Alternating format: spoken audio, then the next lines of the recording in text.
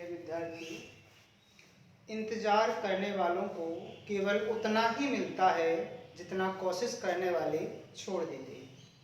हम कह सकते हैं कि इंतजार एक वक्त तक करो और ज़्यादा इंतजार करेंगे आप तो इंतजार करने वालों को इतना मिलता है जितना कोशिश करने वाले छोड़ देते हैं।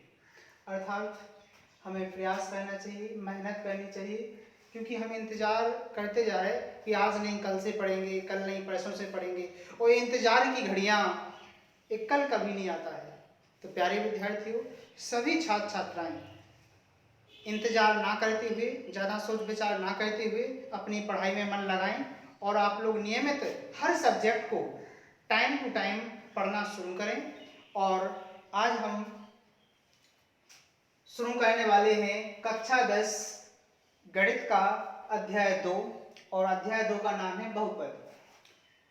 हमने पिछला अध्याय खत्म कर दिया, आपका वास्तविक संख्याएं, एक अध्याय पूरा कंप्लीट हो चुका है। आप सभी लोगों ने उसे लगाया होगा, पढ़ा होगा, समझा होगा, और जरूर हम आशा करते हैं कि आपको लगभग 70 से 80% जरूर समझ में भी आया होगा पूरा अध्याय।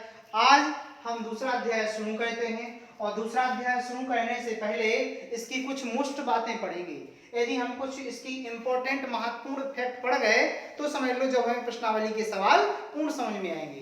तो आज हम इस वीडियो में आप सभी लोगों को अध्याय 2 की मोस्ट बातें बताने वाले हैं, प्लस 2 प्रश्नावली 2.1 को भी पढ़ाने वाले हैं। तो सभी छात्र छात्राएं पूरा वीडियो देखना, 100% आपको प्रश्नावली समझ में आएगी। तो चलिए शुरू करते हैं। सबसे पहले अध्याय 2 का नाम है बहुपद। तो सबसे पहले बहुपद क्या है इसके बारे में हम चर्चा करते हैं और कुछ मोस्ट बातें पढ़ते हैं। तो मोस्ट बातें क्या है, अपनी कुछ मोस्ट बातें पढ़ रहे हैं हम। सबसे पहले बहुपद क्या है,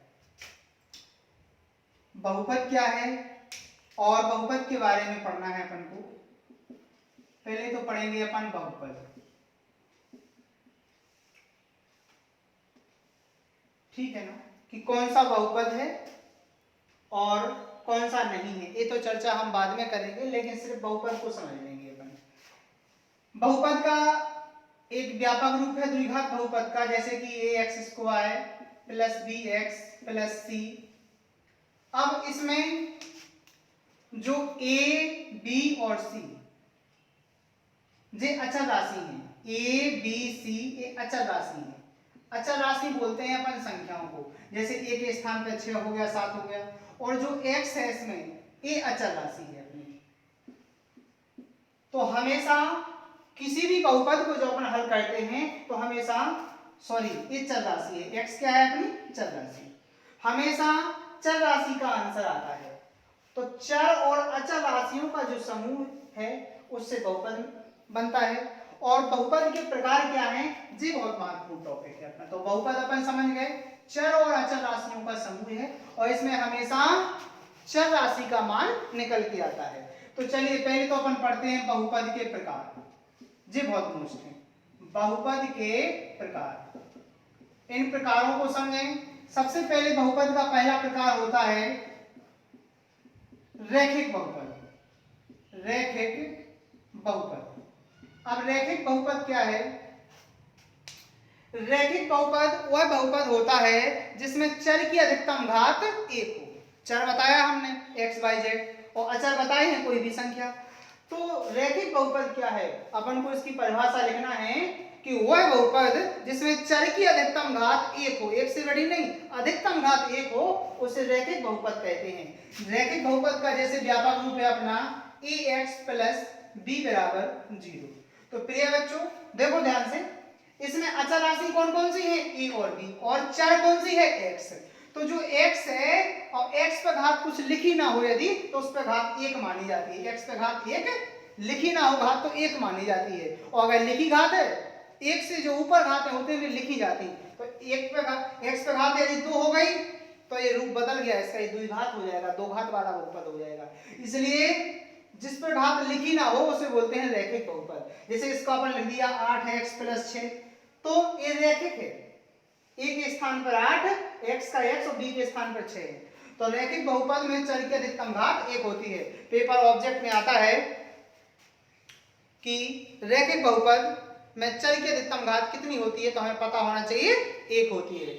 और आपसे कोई परिभाषा पूछे रैखिक बहुपद क्या है, तो आपको बोलना है वह बहुपद जिसमें चर की अधिकतम घात 1 हो रैखिक बहुपद कहलाता है। लेकिन इसमें इस बहुपद में a इक्वल नॉट 0, यदि a बराबर 0 हो जाएगा तो ये पूरा पद 0 हो जाएगा और b अकेला अचल राशि बचेगी, इसलिए इसका व्यापक रूप नहीं होगा। तो हम रैखिक बहुपद को समझ गए। दूसरा बहुपद है अपना द्विघात बहुपद। द्विघात बहुपद में जैसा उसका नाम है, द्वि माने 2 और घात माने घात, यानी चर की अधिकतम घात 2 हो तो उसे बोलते हैं अपन द्विघात बहुपद। इसका व्यापक रूप क्या है? इसका व्यापक रूप होता है ax² plus bx plus c बराबर 0। अब देखें आप लोग, इसमें जो a b और c है, a है अचल राशि, कौन सी राशि? अचल राशि, और x² और x जो है इसमें एक चर राशि है। तो प्यारे बच्चों ध्यान से समझो आप लोग, द्विघात बहुपद में अधिकतम घात देखी जाती है, यहाँ पर 2 है, यहाँ पर x की घात 1 है। जो अधिकतम घात होती है बहुपद में वही बहुपद की घात भी कहलाती है। जैसे आपसे कोई बहुपद दे दिया, उसमें कहा इसकी घात क्या है, तो घात बहुपद में जो सबसे बड़ी घात हो वही बहुपद की घात कहलाती है, ये भी ऑब्जेक्ट में आता है। तो द्विघात बहुपद क्या है? वह बहुपद जिसमें चर की अधिकतम घात 2 हो उसे द्विघात बहुपद कहते हैं। द्विघात बहुपद का व्यापक रूप ये होता है, ये बहुत काम आएगा, ये आप लोग याद कर लो। व्यापक रूप होता है पहले बड़ी घात वाला, फिर छोटी घात वाला, फिर गैर घात वाला, यानी ax² plus bx plus c बराबर 0। यहाँ पर x² का गुणांक a है, x का गुणांक b है और c इसमें अचर पद है, ठीक है ना। तो ये अपन समझ गए द्विघात बहुपद क्या है। चलिए अब अपन समझते हैं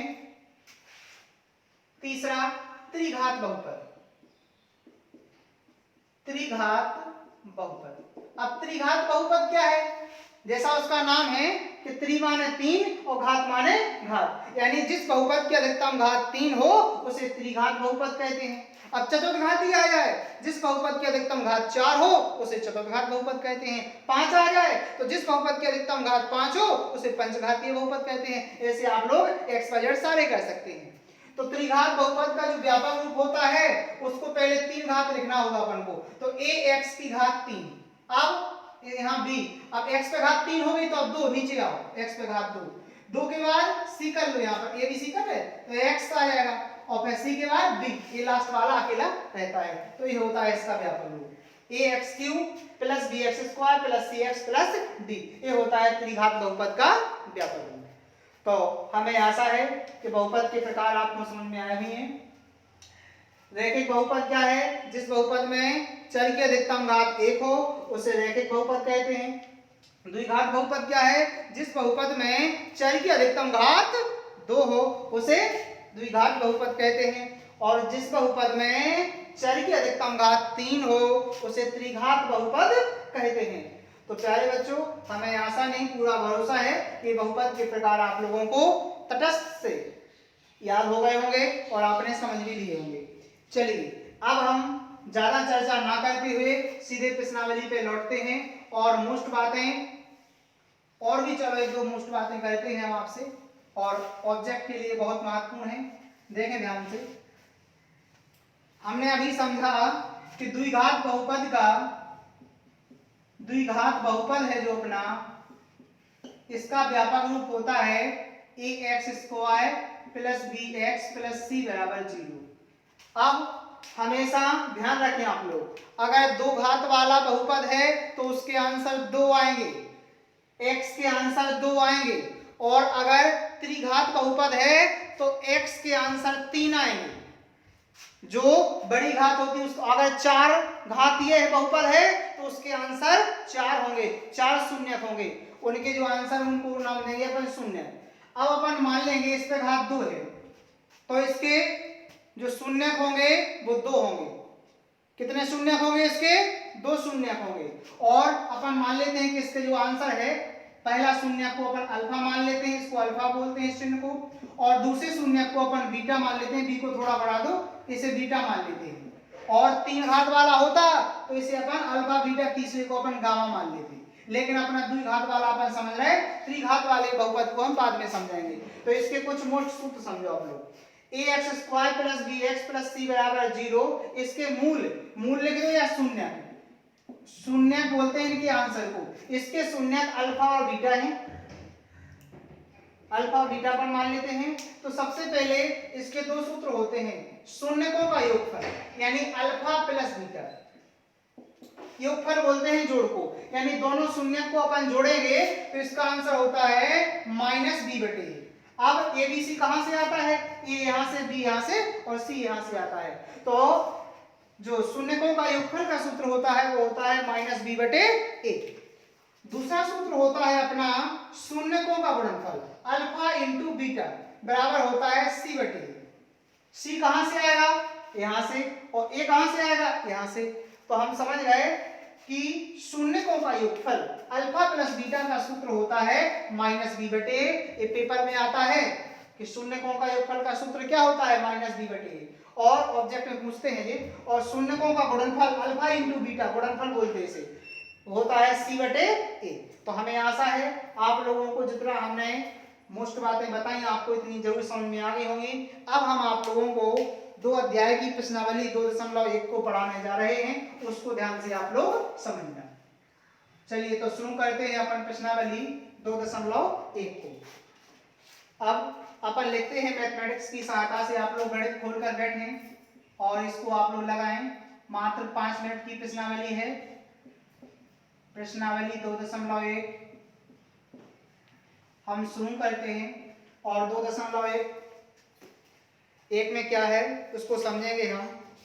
इसमें लिखा है, प्रश्नावली में लिखा है किसी बहुपद px के लिए y बराबर px का ग्राफ नीचे दिया गया है। किसी बहुपद px के लिए y बराबर px का ग्राफ दिया है, अपन को ग्राफ दिया है। फिर कहा गया है प्रत्येक स्थिति में px के शून्यकों की संख्या बताइए।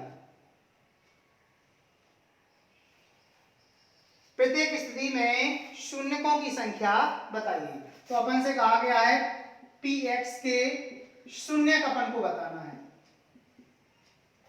px के शून्य ज्ञात करना है अपन को सारे सवालों में, और इस सवाल को हम बताने जा रहे हैं, ध्यान से समझें। प्रश्न लिखा है, आप लोग प्रश्न गणित की सहायता से पढ़ लेना आप लोग। और पहले प्रश्न में आपके 1 2 3 4 5 6 प्रश्न हैं। 6 प्रश्न में आप लोगों ने कहा px के शून्यकों की संख्या बताने कि इसमें शून्य कितने हैं, और ग्राफ की सहायता से। तो हम आपको पहले मौखिक बता रहे हैं, आप लोग समझ लो, फिर प्रश्नावली आप लोग खुद कर सकते हैं। ग्राफ होता है, ये अपना ग्राफ है, हम एक ग्राफ बना के दिखाते हैं आप लोगों को। ये अपना ग्राफ बना हुआ है, देखें प्यारे बच्चों, ये अपना ग्राफ है। यहाँ पर x, यहाँ पर होता है x', यहाँ पर हमेशा प्लस वाली संख्या होती है, इस साइड हमेशा माइनस वाली संख्या होती है। जिस साइड से हम लिखते हैं यहाँ पर प्लस वाली संख्या, यहाँ पर माइनस वाली संख्या, x'।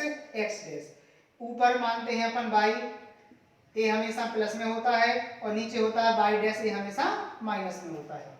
तो ध्यान रखें आप लोग, ये अपना ग्राफ हो गया। अब इस ग्राफ में हमें ध्यान रखना है, ये अपना x अक्ष है, ये अपना y अक्ष है, और अपन से पूछा है px के शून्यकों की संख्या। हमें px के शून्यकों की संख्या ज्ञात करना है, तो हमें ये देखना है कि जो ग्राफ रेखा है वो x अक्ष को कितने बार काट रही है। x अक्ष को ग्राफ रेखा जितने बार काटेगी वही px के शून्यकों की संख्या होगी।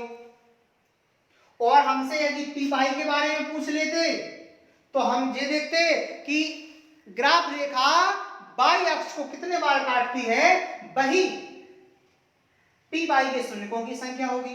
तो ध्यान रखें आप लोग प्यारे बच्चों, जैसे हमने x अक्ष j है अपना और y अक्ष j है, तो x हमें px के शून्य ज्ञात करने हैं, इसलिए हमें सिर्फ x अक्ष से मतलब है, और x अक्ष को ग्राफ रेखा जितने बार काटेगी वही शून्यकों की संख्या होगी। जैसे हमने ये ग्राफ रेखा कर दी। अब आप लोग प्यारे बच्चों बताओ, हमें px के शून्य चाहिए, तो इसमें x को तो कहीं नहीं काट रही है ग्राफ रेखा, इसलिए इसके शून्यकों की संख्या क्या होगी, 0। अब ग्राफ रेखा माना कि यही ग्राफ रेखा अपन ने ऐसी कर दी।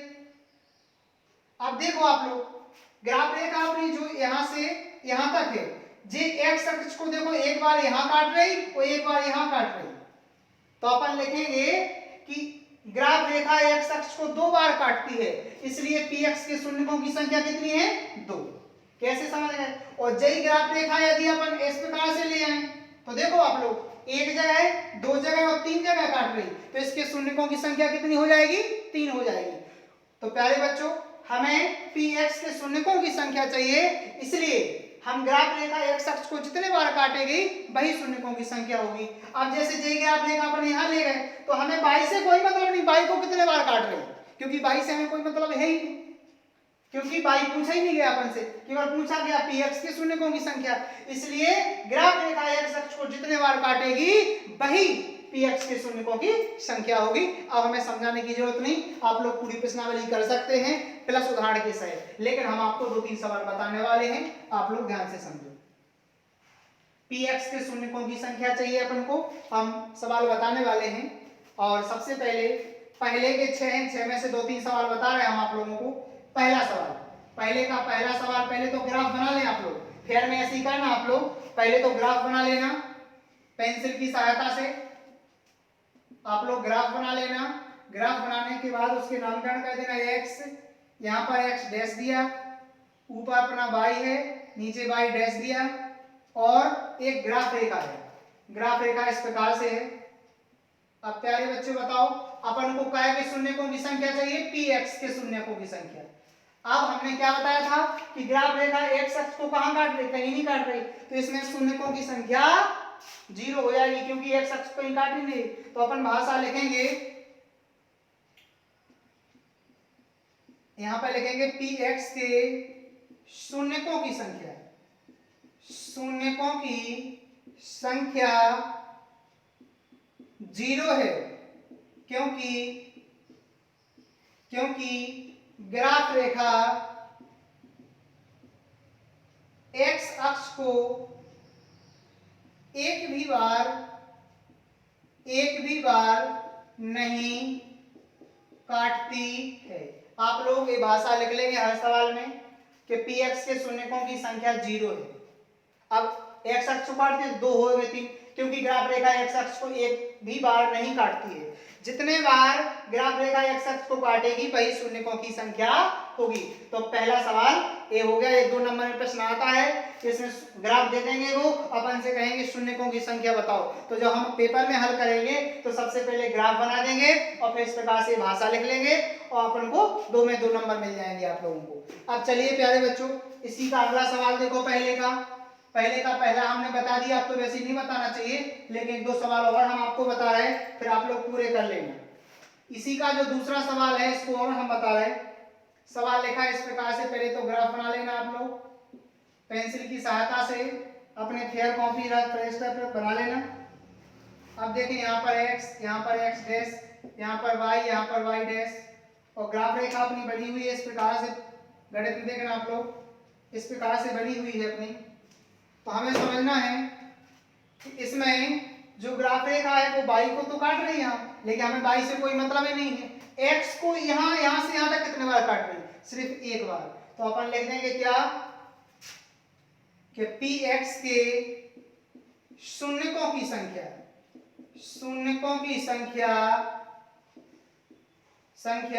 1 है, क्योंकि ग्राफ रेखा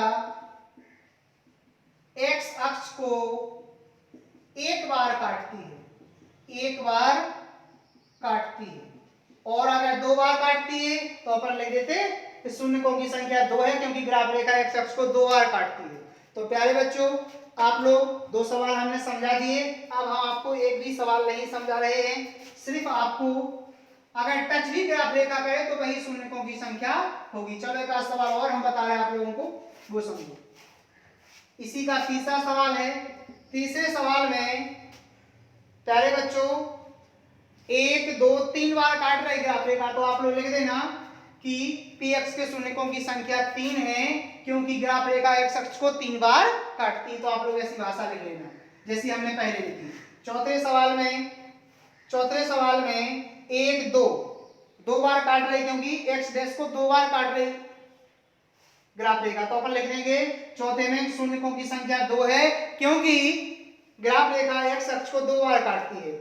आपका जो 5वां सवाल है इसको भी इसमें देखें 1 2 3 4 बार काट रही, तो आप लोग लिख देना चौथे में कि क्योंकि ग्राफ रेखा एक्स अक्ष 5 में ग्राफ रेखा एक्स अक्ष को 4 बार काटती है, इसलिए शून्यकों की संख्या 4 है इसमें। और अगले सवाल में शून्यकों की संख्या आप लोग इसी प्रकार से निकाल लेना। ये 5-6 सवाल हो गए, इसमें शायद 1-2 बार काट रही, उसमें वो टच भी कर रही, तो जितने बार एक्स अक्ष को टच करे वही शून्यकों की संख्या होगी उसमें। तो ध्यान रखना प्यारे बच्चों, जितने बार टच करे वही शून्यकों की संख्या। जैसे अगले में 1 2 3 है, यानी 6वें सवाल में शून्यकों की संख्या 3 है, क्योंकि एक्स अक्ष ग्राफ रेखा 3 बार काट रही है। अब आप लोग इसी प्रकार से उदाहरण का जो आपका सवाल है, उदाहरण नंबर पहला इसी पिछले पेज पर दिया है, उसमें भी 6 सवाल हैं आपके, और यही पूछा गया है पी एक्स के शून्यकों की संख्या। तो पूरा आप लोग उदाहरण का सवाल इसी प्रकार से कर लेना, ऐसी भाषा। तो प्यारे बच्चों, मुझे आशा है आप सभी से कि 2.1 में आपके जो प्रश्नावली के पहले के 6 सवाल हैं मैंने बताया, आप लोग आज हल कर लेना। और जो उदाहरण वाला सवाल है पहला, इसमें भी 6 सवाल है, मेरे को इसी प्रकार से वे भी आप लोग हल कर लेंगे, और आपका एक ऑब्जेक्ट यहाँ से क्लियर आता ही है। वो ग्राफ बना देते हैं और कहते हैं इसमें शून्यकों की संख्या कितनी है। तो हम कब कर पाएंगे? जब हमें पूरा समझ में आ गया होगा। और यदि पी एक्स के स्थान पे वो पी वाई के बारे में पूछें तो हमें ध्यान रखना है कि इसमें वाई एक्स को कितने बार रेखा काट रही, लेकिन हमारे किताब में सिर्फ पी एक्स के बारे में दोगे, तो हमें जो देखने है कि ग्राफ रेखा एक्स अक्ष को कितने बार काट रही। तो प्यारे बच्चों, यदि आप सभी लोगों को ये वीडियो पूरा पसंद आया हो तो इसे लाइक करो, शेयर करो अपने दोस्तों में, और यदि आप पहली बार जुड़े हैं तो हमारे चैनल को जरूर सब्सक्राइब करो, जिससे आने वाली हमारी सभी वीडियो आपको लेटेस्ट वीडियो हमारी मिलती रहेंगी और हम आप एक दूसरे से जुड़े रहेंगे। थैंक यू, धन्यवाद।